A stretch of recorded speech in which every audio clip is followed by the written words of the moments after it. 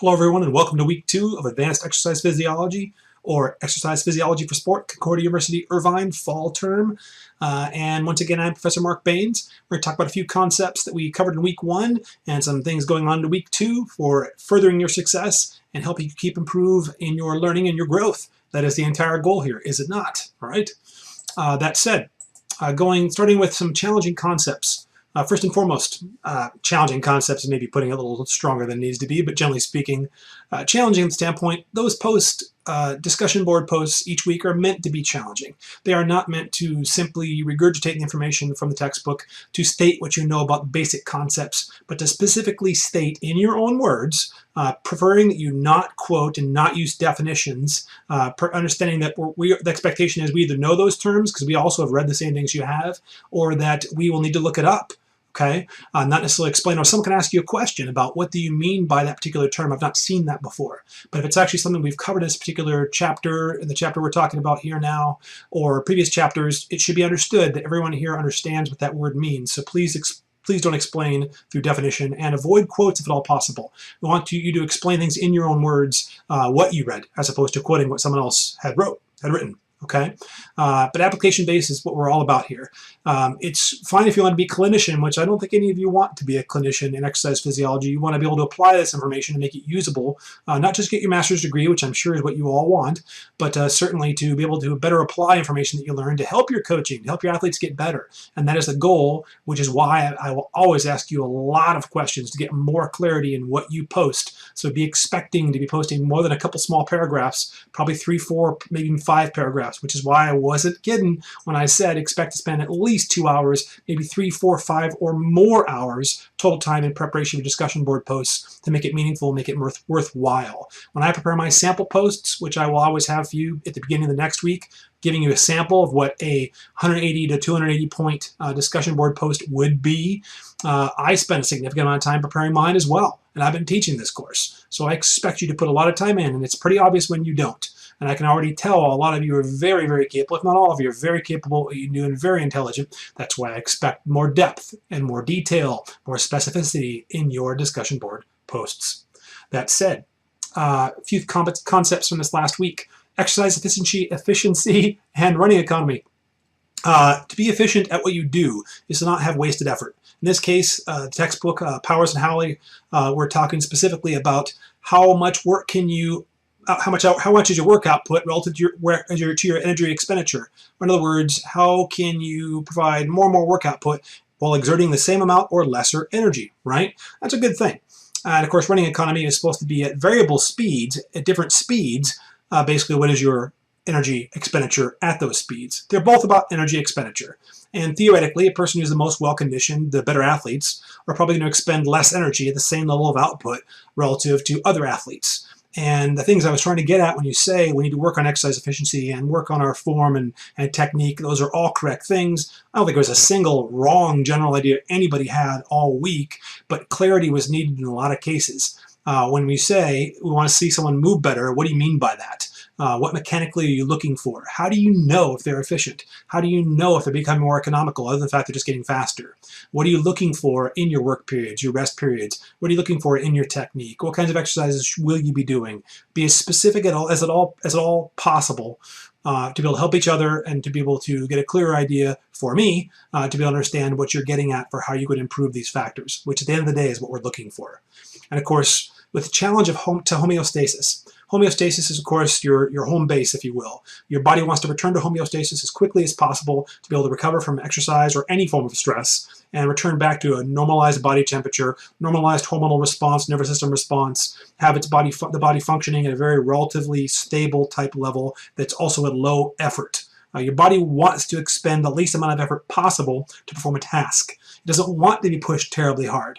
Knowing that, which is why I really question a lot of people when they actually mentioned high-intensity interval training or get faster. What do you mean? Faster than now or a specific speed? How do you know how much to have someone advance beyond where they currently are? And I'm very interested in actually being able to figure out what exactly is your theory, your ideas behind where you get there.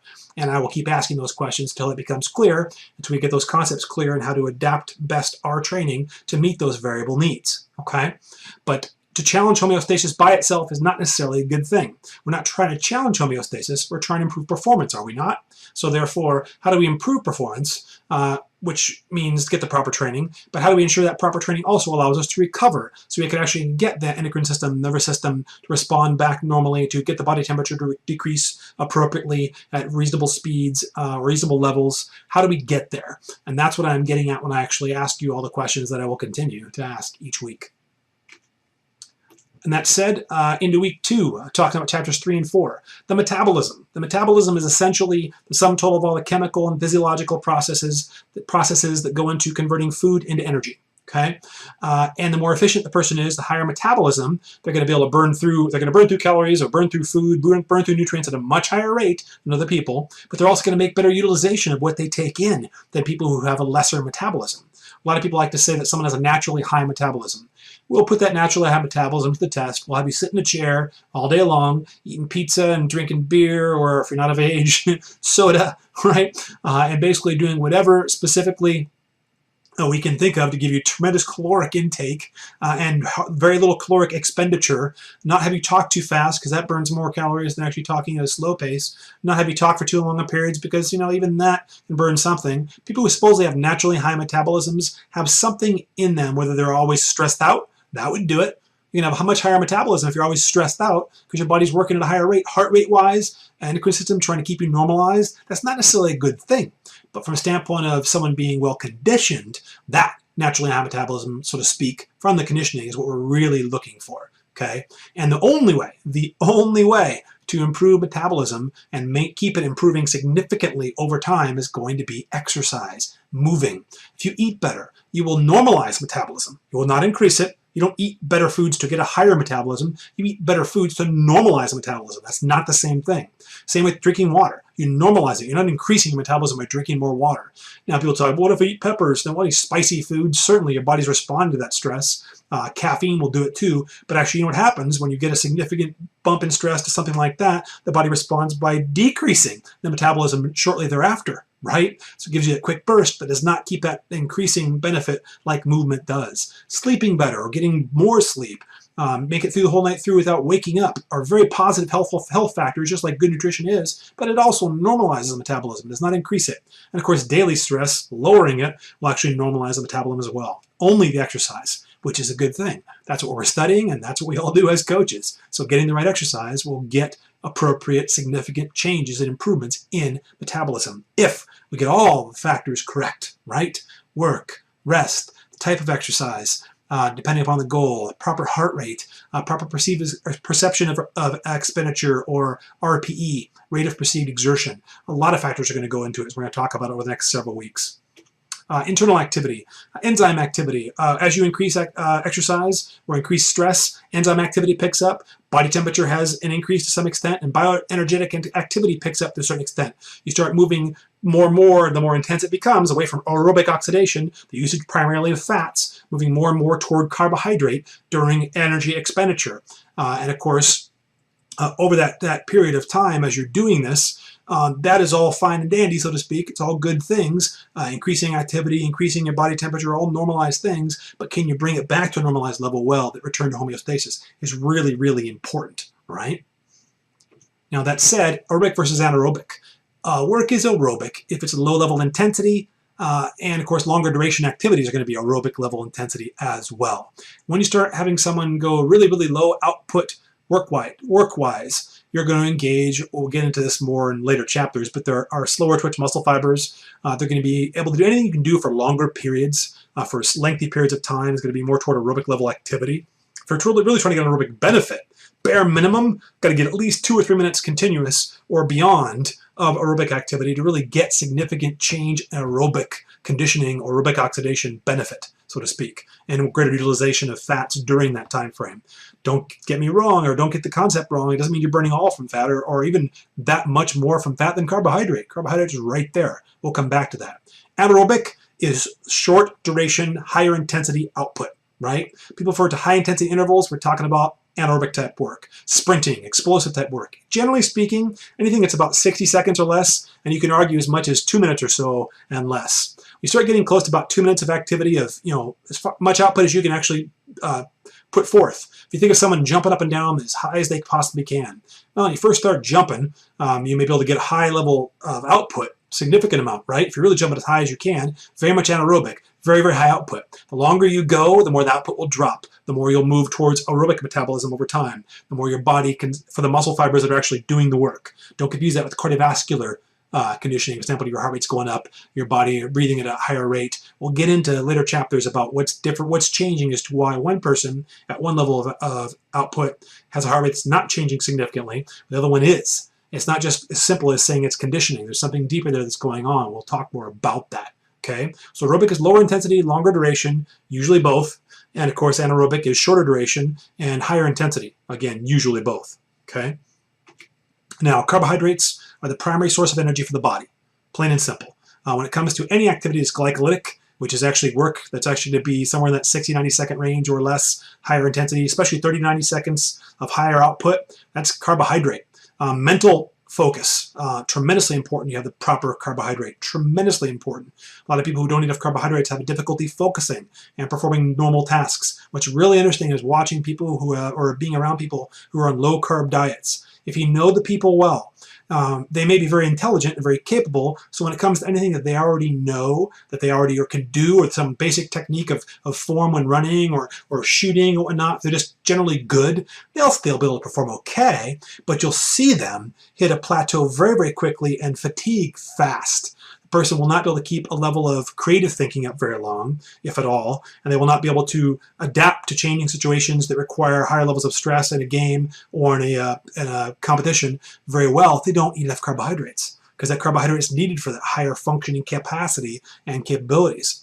It's amazing how many people think that it's okay to go lower carbohydrate than any other nutrient, barring water, obviously. But protein and fat should always be lower than carbohydrates, especially for our athletes. But even for people who are not athletes, it should be higher. Okay. How much? Well, now we're getting real technical. That's a dietitian type level question. But generally speaking, that's true.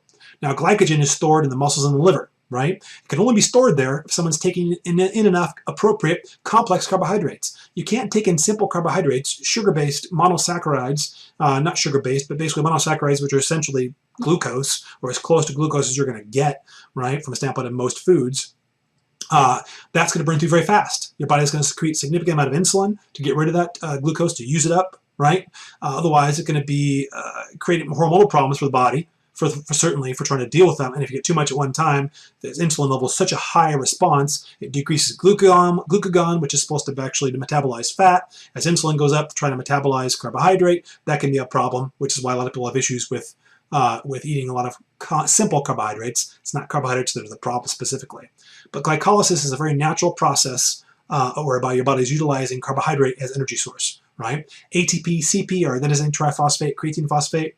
ATP only lasts a few seconds in the cell, and that higher level metabolism or metabolic function is going to require more carbohydrate than anything else. Okay, same with creatine phosphate, which kicks in around 2 to 5 seconds. It becomes the primary energy system to about 10-15 seconds at least. In some textbooks, it actually cites it as high as 20-30 seconds. So somewhere in that range, up from 10 to about 30 seconds possibly. The most common number everybody agrees on is 10 seconds. Okay, then glycolysis kicks in after that, so your body can keep going. Right? Imagine that person jumping up and down again. Start jumping. The first few seconds, going as high as you can, that's ATP. Keep jumping, keep jumping. Output's going to start to drop as you go into creatine phosphate. Now you got 5 seconds to about anywhere between 15, 20, 30 seconds more toward creatine phosphate than anything else. Still some ATP, but not very much. Glycolysis is gradually increasing during this time as well. By the time you get somewhere in the 20-30 second range, glycolysis has taken over the heavy aspect of the load. And of course, your performance is going to drop again. Okay, and then we're going to see a bigger drop off even more in that interval between that 2-minute to 3-minute time frame if you kept trying to jump as you go into aerobic oxidation. Okay, and of course, carbohydrates can be burned more significantly. That's a total number of calories for energy when you're engaging in glycolytic type activities or adenosine triphosphate, creatine phosphate level, higher intensity anaerobic type activities. Okay. And that said, we want more complex carbohydrates, less simple. We want lower glycemic index carbohydrates, less of the high glycemic index carbohydrates. But obviously, it's much more complex than that, isn't it? But fat is more for energy usage during aerobic oxidation. For longer duration activities or any activity that you're engaging in, you can do for significant lengths of time, it's going to be at the aerobic level of output.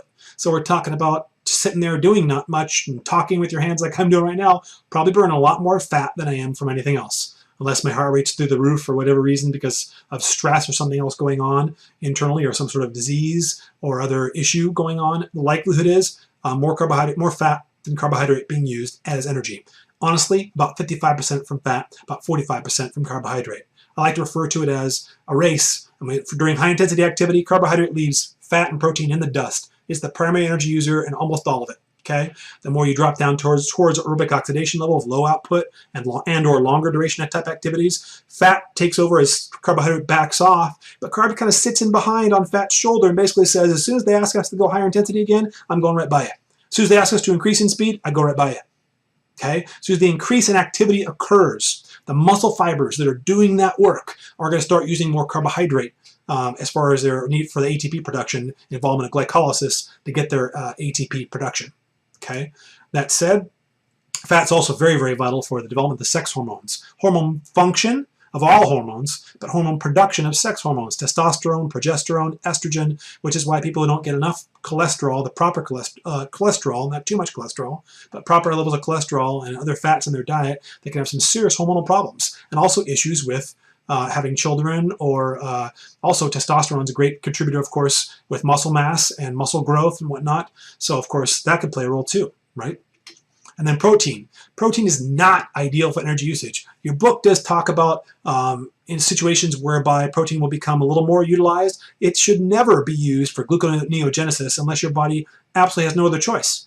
If it has no other choice, your body's smart. It'll do the best thing it can to try to find a way to get energy. And it'll use protein if it can. But really, protein's primary job is cellular formation, cellular development, enzyme production, hormone production, except for the sex hormones, which is, of course, fat's job.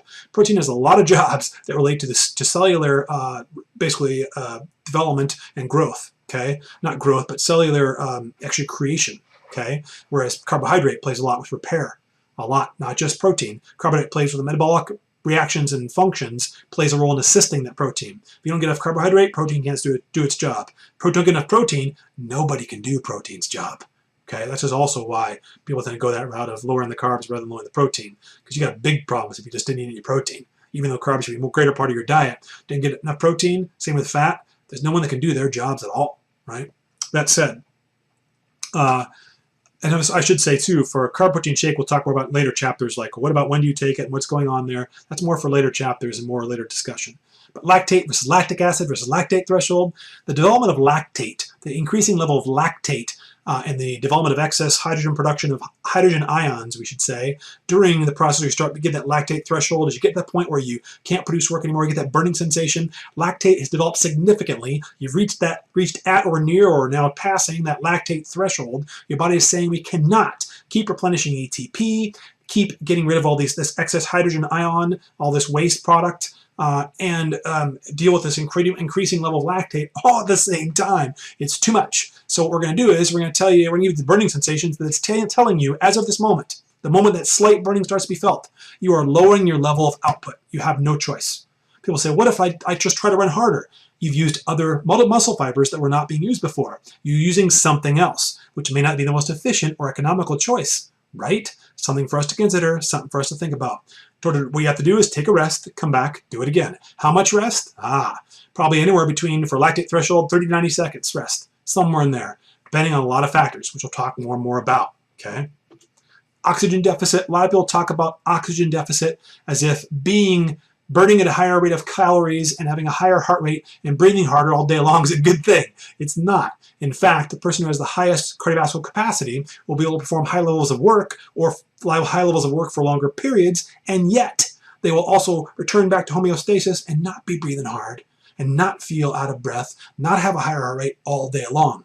Please don't confuse EPOC as a positive thing. It's a natural response to high level intensity activity that you're not necessarily used to, but it's not a positive thing to get excess post-oxygen consumption after you work out. Perfect world, you don't have a whole lot of that. Your body returns back to normalized levels as soon as possible. That's the goal. That takes time. That takes effort. So intensity, when I ask you about intensity, I want you to give me a force output intensity, like a versus max effort or maximum intensity, and tell me why. Okay, work periods give me general ideas of why you're saying what they should be doing, for how long they should be doing it for, and what your rest periods are. Most of your posts need to say these things. And generally speaking, intensity, we're talking about 85% and up. We're talking about mostly anaerobic type work, give or take 80-85%. Roughly 80-90% range, somewhere in there is probably more glycolytic. We're talking about work periods about somewhere in the 30-60 second range, okay? Maybe as much as 90 seconds for definitely being glycolytic. Some could argue 30 seconds to 3 minutes, all right? Aerobic oxidation, low-level output, we're talking about 2-3 minutes and beyond, using mostly fat. Rest periods not required a whole lot, 30-45 seconds or less rest period between those types of work periods. And of course, glycolysis, that 30-90 second work period is going to take at least, guess what, 30-90 seconds rest too, somewhere in that mid-range. And of course, we start going anaerobic, ATP, CP, high-level output, high-level anaerobic power. Now we're talking about engaging in exercise for only a few seconds, 5 seconds, 10 seconds tops. You could argue 15-20, but 5-10 maybe your best bet, somewhere in there, with rest periods 3 to 5 minutes. There's really no research to support any more than 5 minutes. If you wait too long, there's a possibility of fatigue, you stiffen up, have other problems trying to get ready and go again. Now, you can always base that upon performance as well, but those are the general numbers, okay? Final thoughts. Keep building on your posts. Keep getting better each week. I expect you to get better. Each week I'm going to do my best to help you get better. If you're not sure how to do that, email me, call me, let me know. But make sure you look at the weekly announcements, probably more than once. I would do that first thing before you start each week on Sunday, preferably. Sunday, preferably. Not Monday, not Tuesday, not Wednesday. It's okay if you can't, but that's the goal, okay? Email me if you need to. Look at my emails. I'm going to send you emails at least weekly. The weekly video will always be out on Sunday or Monday when the course week opens. I would always suggest to read that or go through that like you are right now. And I tell you what, a large majority of people clearly did not watch the video before the discussion board post last week. That was clear. I said that. I wanted you to go over that before you go over your discussion board posts, and therefore people have missed a lot of important information that would have really helped them with the posts. Of course, read the chapters. Then I would suggest, after doing those things, to perform your discussion board initial post. Keep going back throughout the week to go over that, and then do your Learn Smarts last, not first. That's my suggestion. You do it how you want to do it, but that's what I would say. That said, call or email if you have questions. Let me know how I can help you out. I'm here for that. That's my job. So let me know. We'll see you again soon.